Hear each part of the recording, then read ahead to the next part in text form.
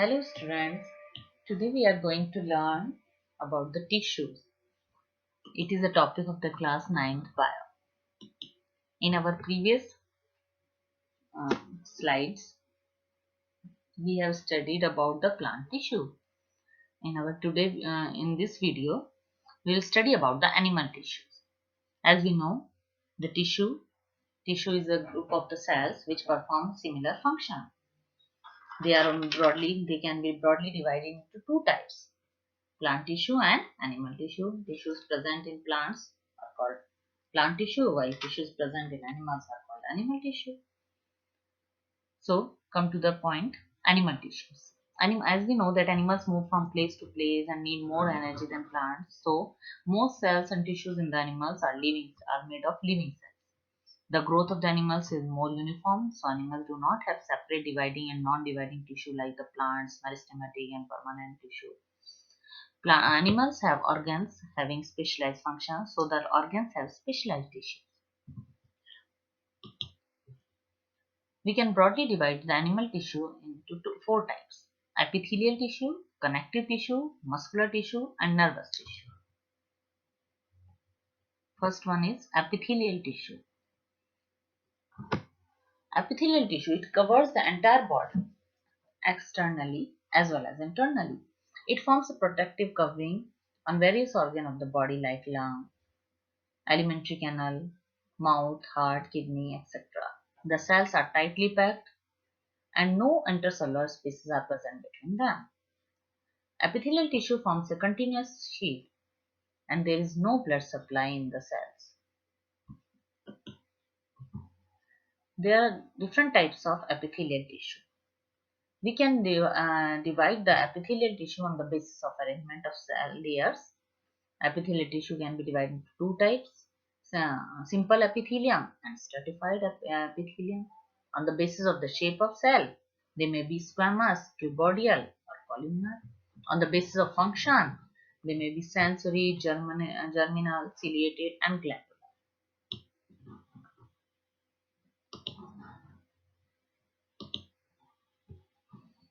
These are the different types of epithelium tissues: as simple squamous, simple cuboidal, simple columnar, stratified squamous, stratified cuboidal, pseudostratified columnar, transitional.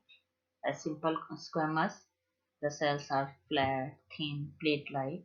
They are closely fit together like the bricks of a wall. And simple cuboidal, the cells are cube-like. They are also fit very closely. Simple columnar, the cell is generally composed of a single layer of column-like cells, like these.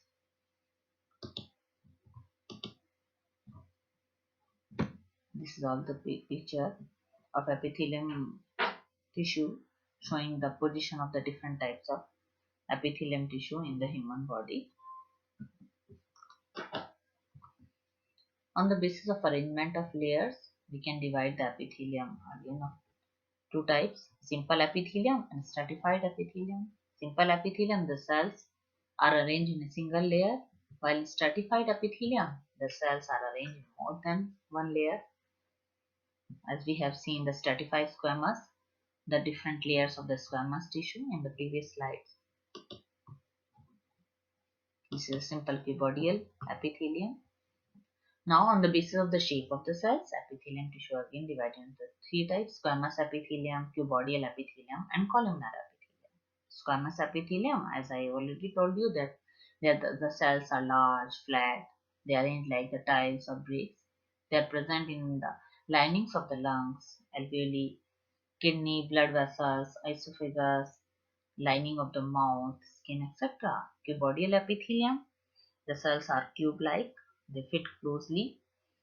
They are mainly present in the nephron of the kidney, in the salivary glands.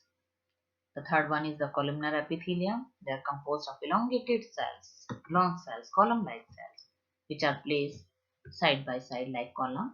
They are present in the lining of our intestine. Epithelium tissue again divided into four types on the basis of their function. First, sensory epithelium, germinal epithelium, ciliated epithelium, and glandular epithelium. Sensory epithelium present in the eye, retina, and olfactory cavity. Their main function is to receive the stimuli. Stimulus are the as light. Germinal epithelium, it forms inner lining of the testes and ovaries and produce germ cells. Germs in male they are sperms, in female they are ovum or eggs. Ciliated epithelium, their presence of the hair-like. The epithelium tissue which present the hair-like structure are called ciliated epithelia. They are present in the lining of the respiratory tract and internal area of the nasal cavity. Glandular epithelium, it helps in the secretion of chemical substances present in the sweat glands, oil glands, and glands of the stomach. Different type of juices, digestive juices in the stomach are secreted by the glandular epithelium. In glandular tissue, a portion of the epithelium tissue fold inwards and multicellular gland is formed.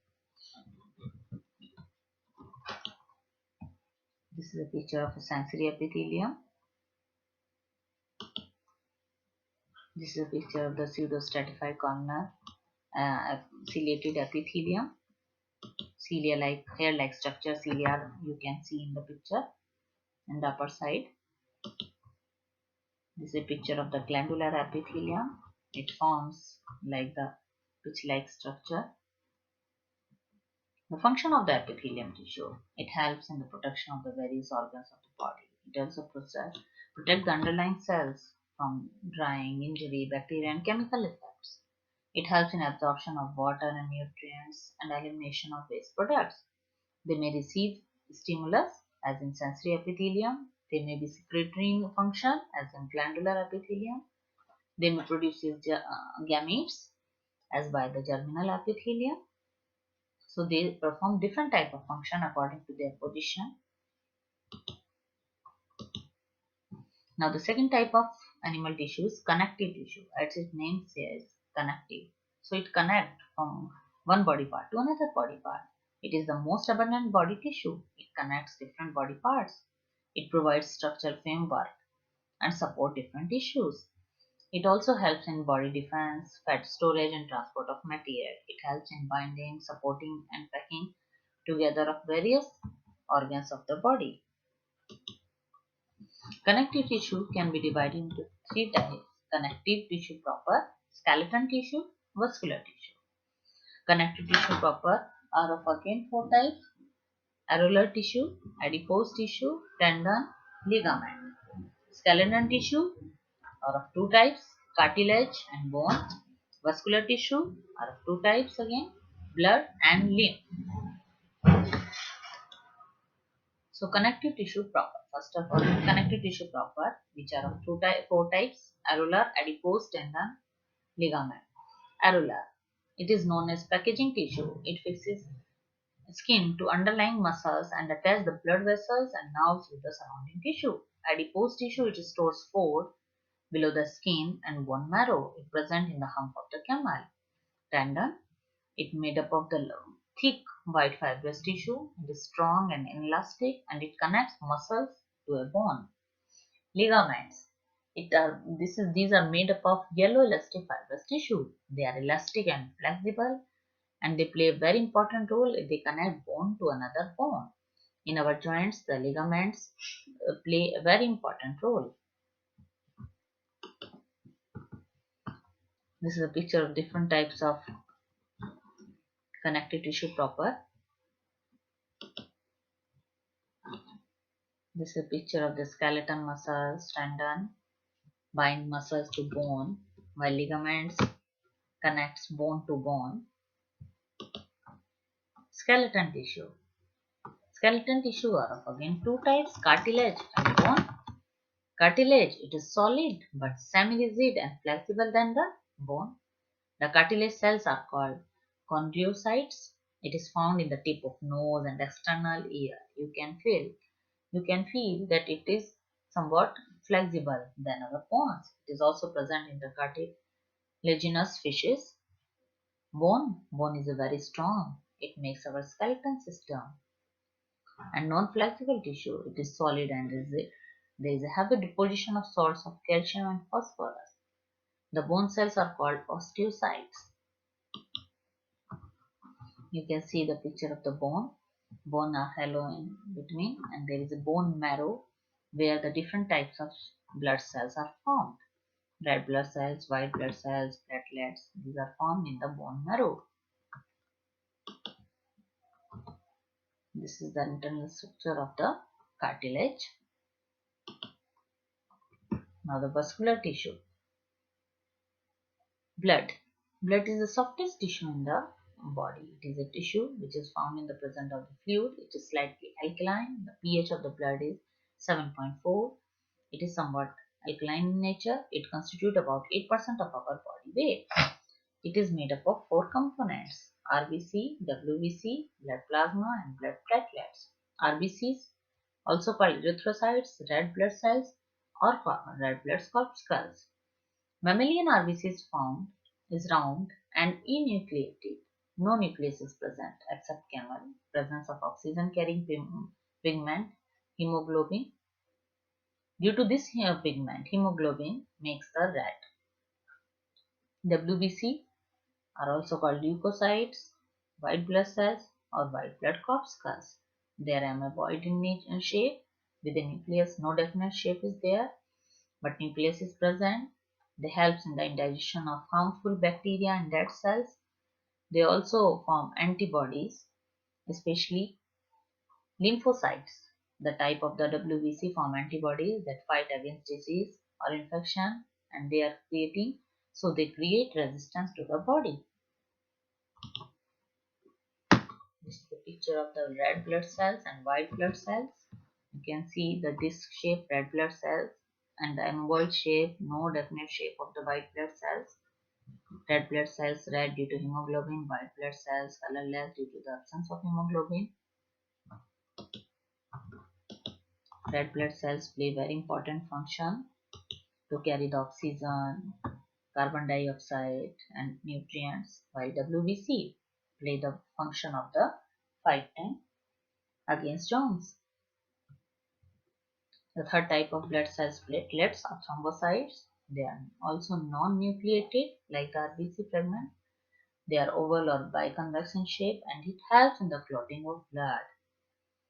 Blood plasma. It is a liquid part of the blood which forms 60% of the blood. It contains all the blood cells, salt, glucose, amino acid, proteins, dissolved gases, hormones, digestive products, excretory products, antibodies.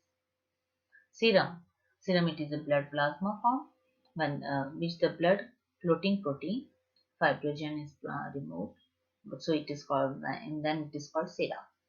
The main function of the blood is to help in the transport of oxygen, carbon dioxide, amino acid, glucose, waste, hormones, food. It helps in the maintenance of body temperature. Blood protects us against different diseases with the help of the WBC. It helps loss of the blood loss during injury with the help of the blood platelets. This is a picture of the blood cells. You can see the RBC, blood platelets, and WBC.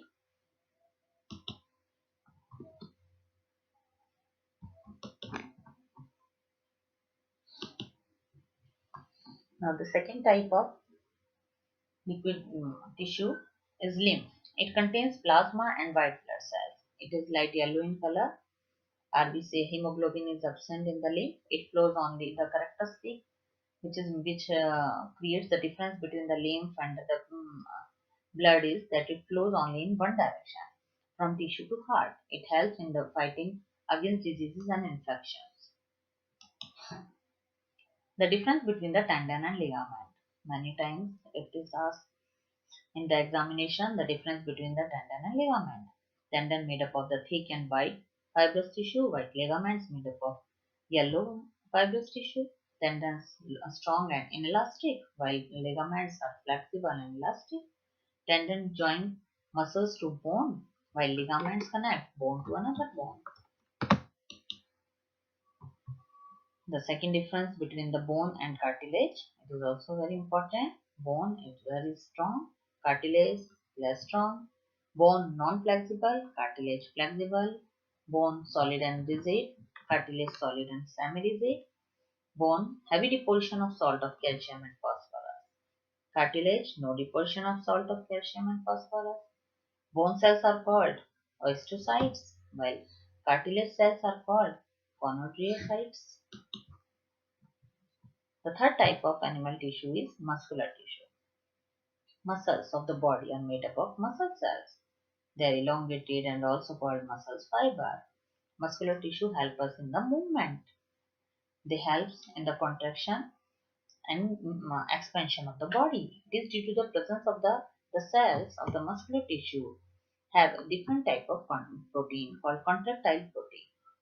Muscular tissue are of three types: striated muscles, unstriated muscles, and cardiac. It is a very important topic of this chapter. First of all, striated muscles. Striated muscles, they are attached to the bone and helps in body movement. They depend on our will.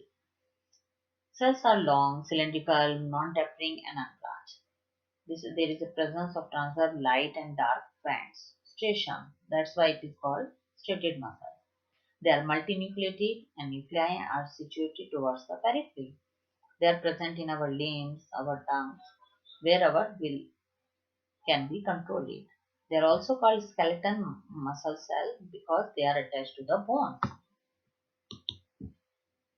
Unstriated muscles.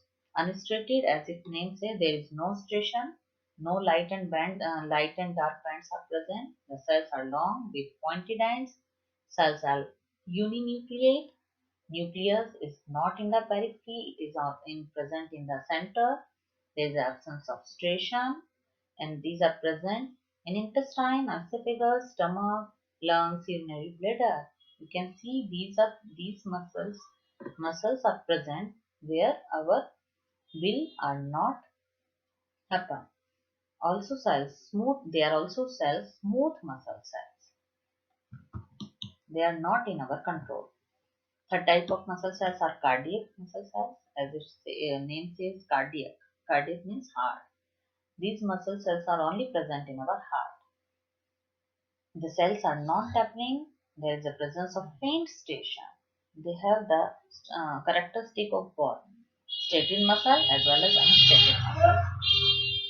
There is a presence of one or two nuclei situated in the center. The cells are elongated and branched. So this is a picture of the different types of muscular cells: smooth muscles, skeleton muscles or striated muscles, smooth muscles or unstriated muscles, cardiac muscles present in the heart. They are tirelessness.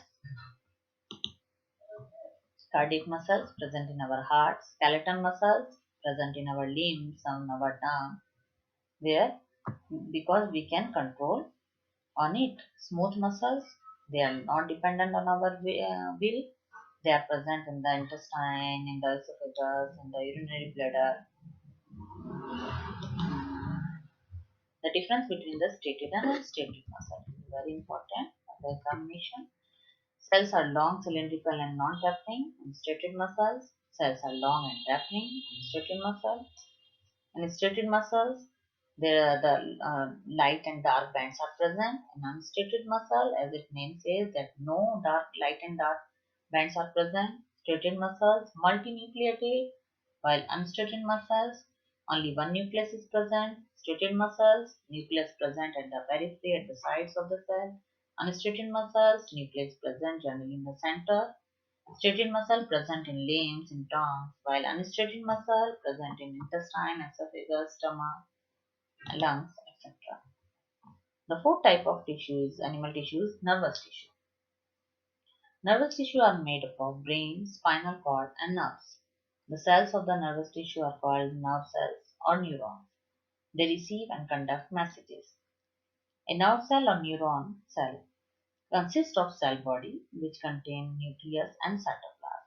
The fine structure arise from the cell body are called dendrites, which help to receive the different type of stimulus, to receive the different type of messages. A single nerve fiber, axon, arises from the cell body, which ends in many branches. The dendrite receive impulses and the axon takes impulses away from the cell body. So in this way, The messages transfer from one neuron to another neuron. With the help of dendrite, they take the messages. With the help of axon and nerve ending, they carry on the messages from one neuron to another neuron, and by this function, the message lasts into the spinal cord or to the brain. This is a picture of typical neuron or nerve cell, which is also very important. You can see the upper branch-like structure, which is called the cell body. There is a nucleus inside the cell body, and the cytoplasm is present around the nucleus. There is a branches-like structure, which is called dendrites. There is a long single branch arise from the cell body, which is called axon. And the end of the axon, we can see the axon terminal or nerve endings. The axon is also covered by a sheath called myelin sheath. I hope you understood the chapter. Thank you, students.